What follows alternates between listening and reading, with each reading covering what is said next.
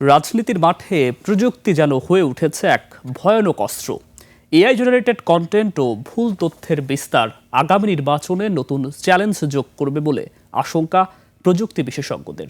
এমন অবস্থায় প্রশাসন ও রাজনৈতিক দলগুলোকে সতর্কভাবে পদক্ষেপ নেওয়ার আহ্বান জানিয়েছেন তারা। খালিদ ইবনে বিজানের রিপোর্ট।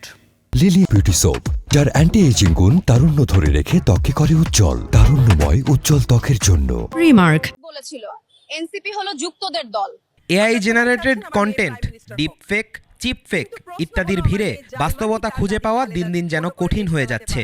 আমার একটাই চাওয়া, আপনারা শুধু আমার মায়ের জন্য দোয়া করবেন। সামাজিক যোগাযোগ মাধ্যমগুলোতে ঢুকলেই সামনে আসে এআই জেনারেটেড অসংখ্য ভিডিও, ছবি। রাজনীতির মাঠ থেকে শুরু করে আলোচিত সকল ঘটনাতেই এআই ব্যবহার করে প্রচার করা হচ্ছে ভুল ও মিথ্যা তথ্য। বাংলাদেশের অন্যতম ফ্যাক্ট চেকিং প্রতিষ্ঠান রিউমার স্ক্যানারের তথ্যে 2025 সালে সামাজিক যোগাযোগ মাধ্যমগুলোতে 4195টি ভুল ও মিথ্যা তথ্য শনাক্ত করা হয়েছে, যা আগের বছরের তুলনায় 30% বেশি। এর মাঝে নির্বাচন ও রাজনীতিকে ঘিরে এমন তথ্য ছিল প্রায় 55%। এআই ডিপফেক ও সস্তা ফটোকার্ড ভিত্তিক সংবাদের ব্যবহারও বেড়েছে অনেক।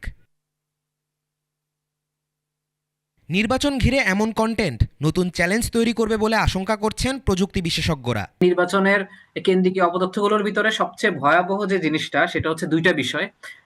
একটা হচ্ছে এআই কন্টেন্টের ব্যবহার প্রচুর ছিল, আর একটা হচ্ছে ভুয়া ফটোকার্ড। এইটা একটা ভালো ট্রেন্ড দেখা যেতেছে এখন, এবং এই সমস্যাটা আরো বাড়বে আর কি। যত ইলেকশন সামনে আসতেছে ওই জিনিসটা আরো বাড়তে থাকবে। সার্বিক পরিস্থিতি নিয়ন্ত্রণে সরকার ও প্রশাসনের পাশাপাশি রাজনৈতিক দলগুলোকেও দায়িত্বশীল ভূমিকা রাখার আহ্বান জানান তারা। প্রার্থীরা ঘরে ঘরে যাবেন, তারা যদি ওই বার্তাটা পৌঁছায় দিতে পারেন যে আপনারা যা দেখবেন তা কিন্তু বিশ্বাস করবেন না, এটাতে কিন্তু ভুয়া তথ্য থাকতে পারে, এআই সম্পর্কে যদি একটু ধারণা দিতে পারে, ডিফেন্স সম্পর্কে যদি একটু ধারণা দিতে পারে। সবাই একটু সতর্ক থাকা তো খুব জরুরি এই ক্ষেত্রে।